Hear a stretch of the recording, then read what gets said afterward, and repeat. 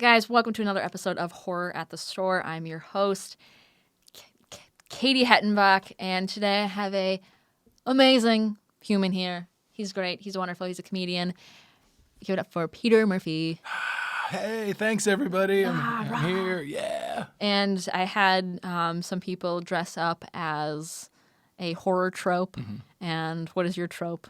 My trope is hunter. I don't have a lot of hunting gear. I left that in Florida, where I'm from. As you should. But I do have this knit orange cap, and I'm not sure if it makes me look like a hunter or Hispanic Bobby Lee. Both. Yeah. Okay. You're a Hispanic Bobby Lee hunter. Oh, I'm hunting Bobby Lee. Whoa. This is the first place to go. You should. I don't think you should be here. I don't think you should tell anyone that. Oh my God, that's scary. Hunting Bobby Lee. Bobby, run. That's going to be my documentary. Bobby, if you're here, run.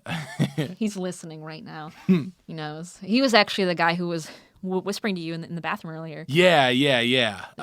Haunted stuff. It was a ghost moment. Yeah. So I felt a presence, and that presence is Bobby Lee. Yeah. I love that. I love that for you. Thanks. I love that. Okay, so today we watched Barbarian. Oof. Woo! 2022 just came out. Amazing. And we're gonna do a log line off of the title alone. Just a goofy summary of what we think the movie might be. I'll go first. I said Barbarian, a man on a quest to find his home, discovers an ancient relic that changes his life forever. That's not far off It's from what actually happened. Kind of, yeah. For me, I just based off the title Barbarian, I thought it was about a Conan the Barbarian prequel where we see the young barbarian grow up. I love that. That's what I expected. I think that should have happened. That should have actually been the movie. I mean, let's see it. Yeah. Right? There's enough IP being, redone. Let's do it. Well, we're going to make it happen. Go to our Seed and Spark and GoFundMe. We're going to raise the money for that right Let's now. Fucking go. Let's do this. Baby Barbarian. Damn straight. This movie, man. This is so it's before seeing this movie, I didn't know anything about it. I knew it was an Airbnb movie, but I didn't know anything about it. I knew the headlines were saying it was the scariest movie ever made. After watching it, there were scary moments, but I don't think it was the scariest movie ever made. I think I've seen scarier. What? Yeah, I think I've seen way scarier. I thought it was very funny because it's written by a guy from the Whitest Kids You Know, Zach Kreger, No I believe. way. I think his name's Zach Kreger. I mean, it's funny because there are so many tense moments, and I agree it is funny, and especially Sarsgaard delivers my He's favorite line. fantastic. Zach Delivers Kreger. my favorite line of the movie, which is like she's looking at him, main character's looking at him, and he goes, "What do I look like? Some kind of monster?" And it's like that's the self-referential humor that you love in horror films. You right? were it. He is it. Yeah, You were it. and it's like almost like he should look to the camera and like wink He's a like, little bit. He's just so quick. Like, Amazing. I thought it was terrifying because is this likely to happen? Is it practical? Mm-hmm. I mean, sure. maybe. So it opens on this girl, Tess, and she's here for a job interview. She's in Detroit. She's looking for an Airbnb, and of course it's pouring rain. Run down. Everything is like, it's dark. She, tries to undo the little lock for the key. No key. No one's answering. All of a sudden, a light turns on inside, and it's Keith, a.k.a. Bill Skarsgård. And he answers, and it's his Airbnb too, and they got it double booked. Oh, no. And he's like the red herring. The whole, for the majority of the movie, he's like the red herring. Like, oh, he's the killer. Or he's whatever's going to go down is going to go down. Yeah, and also, you said you didn't know much about going into it. The trailer suggests that. Yeah. The trailer sets you up for like, oh, this is crazy. And also, I don't know if I know a few people that have experiences. I almost got robbed at an Airbnb. Oh my God. So I'm like, ugh. Yeah. And like friends of mine have been robbed in Nashville at Airbnbs. I was in Austin and like the owner tried to like break in and put up security cameras inside the Airbnb. Oh my God. So I'm immediately like, ooh, this is close to the bone. So just avoid Airbnbs maybe. Yeah, they're more expensive than hotels. Yeah. They're not as cool anymore. But like I'm immediately in because I'm like, okay, this is a real situation and it's down to happen. Yeah, this is going to happen. And then it gets weird. So he offers her, to come inside, and he keeps he's being nice. He's like, "Do you want a drink? Do you want tea? Do you want wine? I'll pour it for you, or you don't. You can pour it for yourself." And Yes. and I saw it with one of my friends, and he was like, "Oh, like this is like a normal thing." That guy, like this, he's being polite. I'm like, no, that's creepy. If a guy's rambling like that, it's like, oh yeah, if you want that, no, if you don't want that drink, or otherwise I can pour you another one, or you don't have to, or I can get you water, whatever you want, I'll do it. And I'm like, that's a red flag, and I was like, get out. Immediately. Yes. I mean, I wouldn't have gone in there in the first place. I would have slept in my car and ran away. This movie is the definition of don't go in there. Literally. And what you find out in hindsight is he is an artist. Mm-hmm. And so he's like this bumbling guy who doesn't know how to like treat women, or talk to women, mm-hmm. or sleep well, because he's like having like these crazy nightmares. Yeah. So that fits the bill for like, introverted artist that is trying to make a woman feel comfortable and do his best. And he does okay, because eventually they like drink wine and they hang out, and there's like some flirting. You're like, oh, they might have sex, they might not, who knows? And he's like, no, I'll take the couch because like my mom taught me well. I'm gonna take the couch. Yeah, he's like, absolutely. There's no, he's trying to get her in the bedroom to sleep by herself. And I'm like, oh my God, this is crazy. And also, she ignores 2 calls from a guy named Marcus that we never meet. Yeah, which I think we find out that like she had some like boy issues like while she's talking to him. Yeah. It's really like skimmed by, and they didn't really, address it, which is fine. He's not really that important.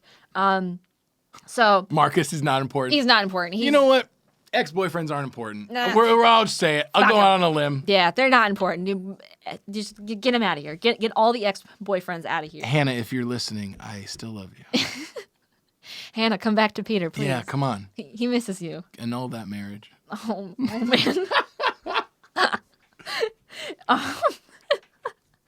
So she goes into the bedroom. She's sleeping, but they've made a point. Oh, I literally wrote this down. I was like, don't forget this, and I forgot it.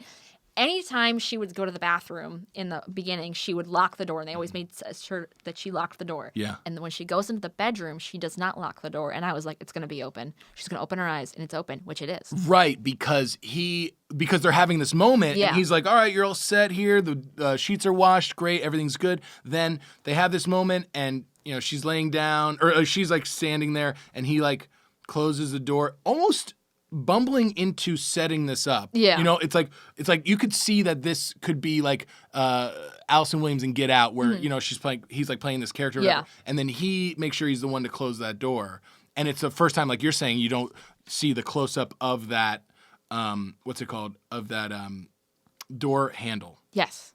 Then oh my gosh, yeah, and that's terrifying. Oh my God, this is the most important part of the entire movie. He teaches us the proper way to put on a duvet cover. That's most. I was like, I'm gonna take notes. I was like, this is actually really good. Hold on. You. I was like, I've never known. I hate duvet covers. I have one. I literally, when I bought it, I thought it was a comforter, and it was not. And I was like, what the fuck do I do with a sheet? I don't want another sheet. I want something. It's a pain in the ass. As a straight male, I just have a comforter. That's fair. No sheets, no cover. You don't have sheets? Wait. It's just a comforter. What color is the bottom of your sheet? Is it gray? That makes sense. Yeah. That checks out. Yeah. Gray bed, gray damp towel in the bathroom. But I thought you were saying on the bed. I was no. I mean, that also would check out too. I do have a bed frame though. That's so good. That's good. Baby steps. I'm proud of you. Hey, good for you. Thank you. But yeah, no. Hannah, he's got a bed frame. Come on, Zach. You just got married. It's but it's okay. It's okay. Is it serious? I don't know. But yeah, he jumps in the duvet cover. Mm-hmm. And it's genius. It's genius. That's worth the price of admission, like you're saying. It is brilliant. Honestly, that was the most important part. So she goes back. She goes to sleep. The door opens, and oopsie, middle of the night. Where's Keith? Oh my God, he's snoring asleep on the couch, and she's like, Keith, wake up! Keith, wake up! And he's like, huh? He's having like a nightmare. Yeah, he's like, what? And she's like, did you open my door? He's like, what the fuck? No, I was sleeping. And then just behind her as she's walking in, you see like the basement door shut. She doesn't even notice. And I'm like, okay, that's why we have blind basements, which At all costs. At all costs. And so I have to say this because this is one of my favorite moments of the entire movie where the DP got his money. Basically, she gets back in, and I don't know if she locks the door or not, but she closes the door. And then you see a tight of her sleeping on her stomach, and then the camera movement pans out and up almost to suggest that you're going to see somebody in bed with her. And it was chilling. And there's no one. It's just her. Right. It's And her. it's so we still don't know what's going to happen. Yeah. Where he is, what's going on. And there's a lot of that throughout the setup of like, oh, something's going to be around the corner, something's going to be, behind a door, and it's like there's nothing. There's somebody else there. Yeah, Like he's it's setting like- her up. yeah. And like, that door was open the whole time and she was checking on him. And they have this like tense moment.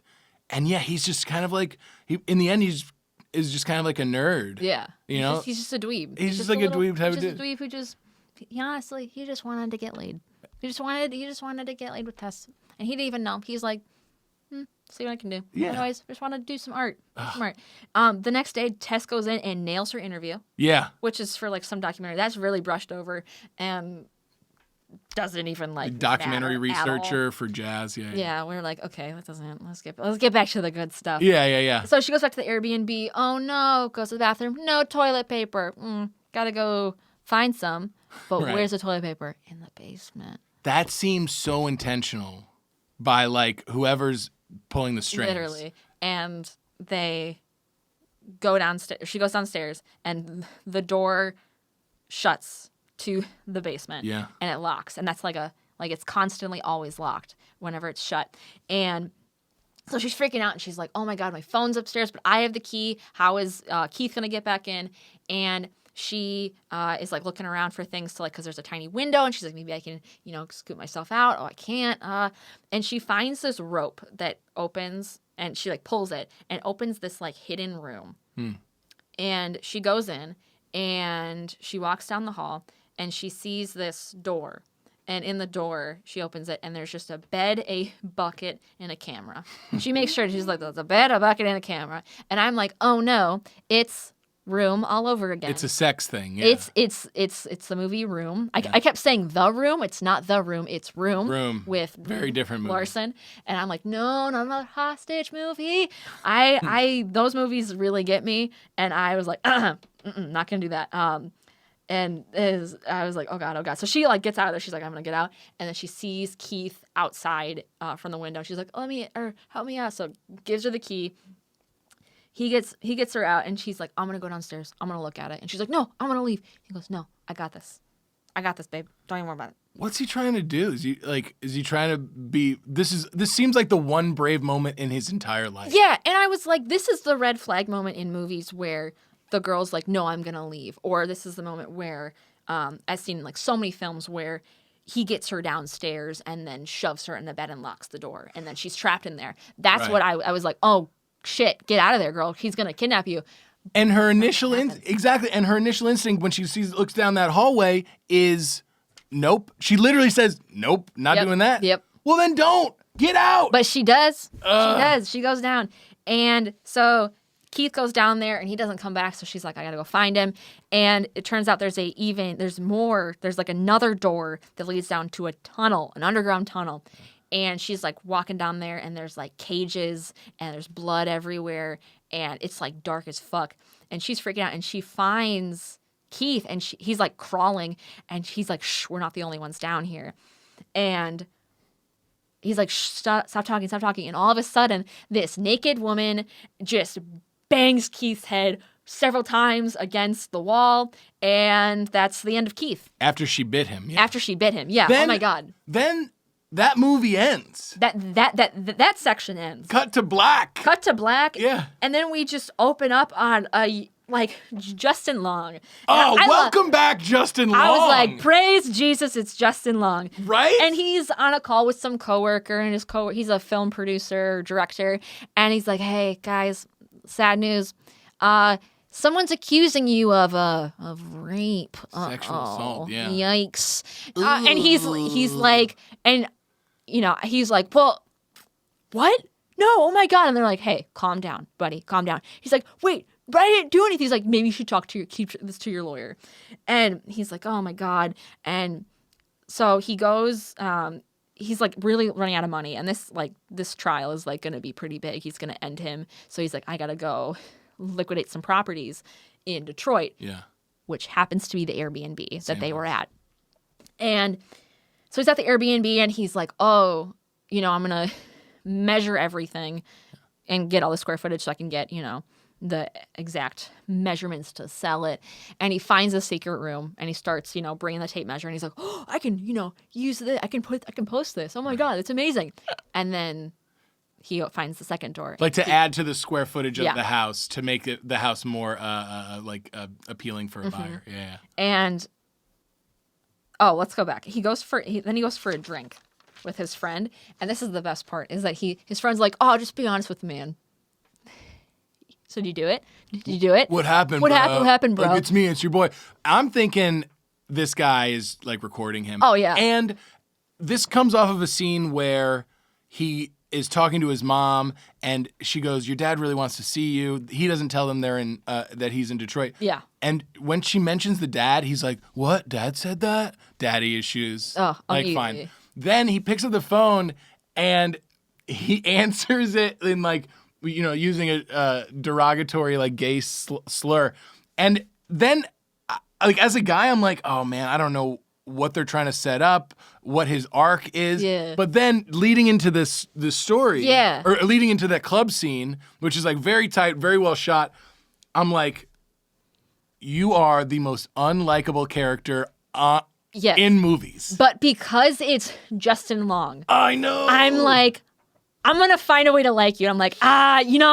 I'm like, okay, but you're definitely gonna die. But I'm like, but I'm like, okay, so. And then in the club, his friend's like, oh, did you do it? And he goes, stories get mixed up, but yeah, I did. And I'm like, okay, well, no, he's a bad person. I'm like, no, he's a bad person. Okay, you need to just blanket. I'm like, it's just because he's Justin Long. That's literally it. Yeah, the grossest part where he was like, she needed some convincing. Like, you're like, okay, red flag. But we, like you said, we met him where he's just driving down the PCH in like a convertible, singing along to a song. It's like, oh yeah, this is Justin Long I like. I hope nothing bad happens to Justin Long. Nope, he's a terrible person. He's gonna die. Oh my God. And so he's taking square footage of the basement, goes down to the first door, and then goes to the second, tunnels, and he like hears something and he like runs and somehow ends up in this well, and Tess is there, the main girl, and she's like, shh, don't say anything, don't just do what she says, don't try to fight. And this old lady, she just, all you can see are boobs, and she has a bottle and she's like trying to force feed the guy, and Tess of course takes it, and the guy's like, She goes, don't you see, she just wants you to be his baby. Just be a baby. She's like, I mean, if you got a kink, you got a kink. We don't kink shame here. No kink shaming. No kink shaming. I like being trapped in a cage and like spoon-fed milk. Spoon. Out of a spoon. What percentage of milk? I don't care. Any milk? Any type of milk. Oh. Yeah, just just scoop it out of like a cereal bowl. Oh, okay, I'm into it. Okay. That's me. No kink shaming. Interesting. Okay. So that was like really jarring for me. I was like, wow, they figured me out. Finally, I am seen. I love that. I love that for you. So she pulls Justin Long, like drags him out and brings him to this room, and it's like there's this old breastfeeding video, and about oh, you gotta like let your baby like go up to the nipple and like you boop its nose, and she takes Justin and boops his nose. She goes boop. That was very funny. And I was like, you didn't know. I cackled, and everyone in the audience was like, why did you laugh? I was like, I'm dying. Zach Kreger did an amazing. He just said boop, and she went Deet, and it's just so perfect. And then she starts trying to breastfeed Justin. And Tess sees it because she's escaping. She's like trying to run out, and she sees it and she goes, She's like trying to run, and then she trips over his tape measure, which is like the longest tape measure in the fucking world. Seriously. And the mom's like, huh, and she's like, I gotta go. And so she makes it out, and like, but barely.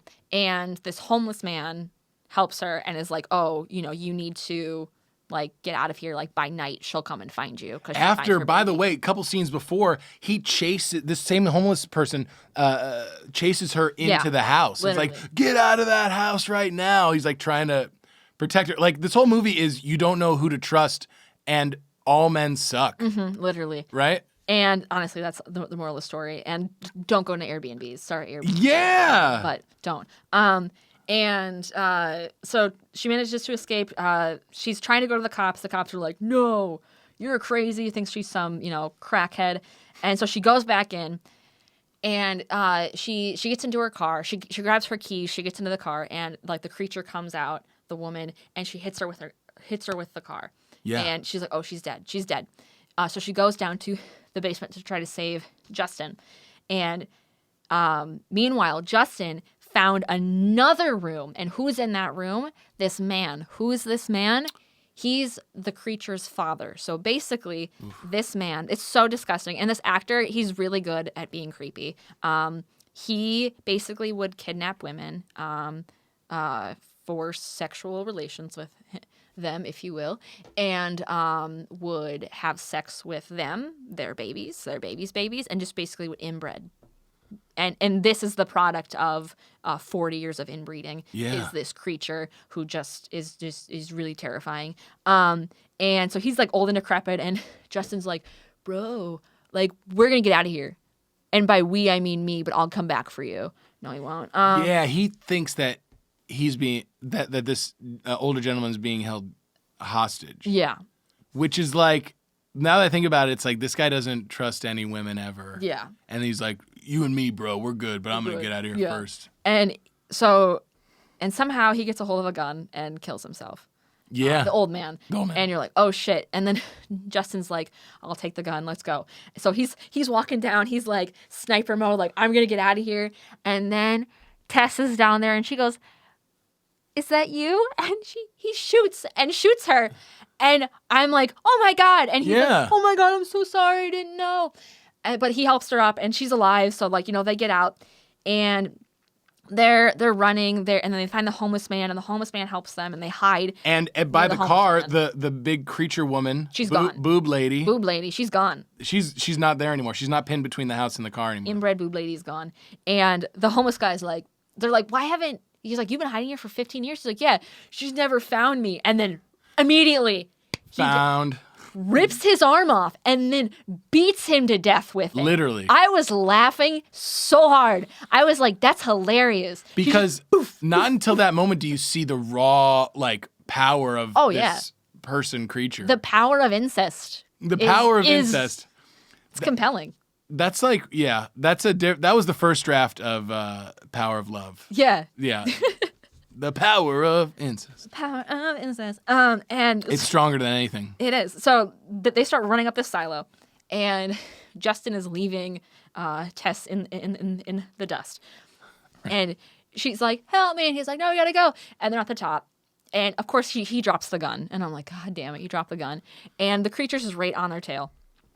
And Tess gets up there and he's like, there's only one way that we're gonna live, and that's if that you have to sacrifice yourself. And she's like, what? And he shoves her off the edge of the cliff, and the mom jumps off, the mom boob lady, to save the baby, to save because Tess, she's created this rapport with her over certain weeks. And weeks, we don't know how long it was. What a douchebag! Also, this comes just about as one scene after he's like looking into the fire with that homeless guy, and he's like, maybe I am a bad person. Yeah, because he felt remorse. He felt remorse over his like past actions, and I was like, I bought it for a second, but then based on his action, that's like you treat somebody based off of their actions, not like what they're saying. Yeah, and he's full of shit because he's just like acting for them. Literally, like, maybe I am a bad person. Yeah. But it's like, he doesn't believe any of that. He just throws this woman off of the top of whatever. And then he's like, oh my God. So he runs back down. He's like, okay, they're both dead.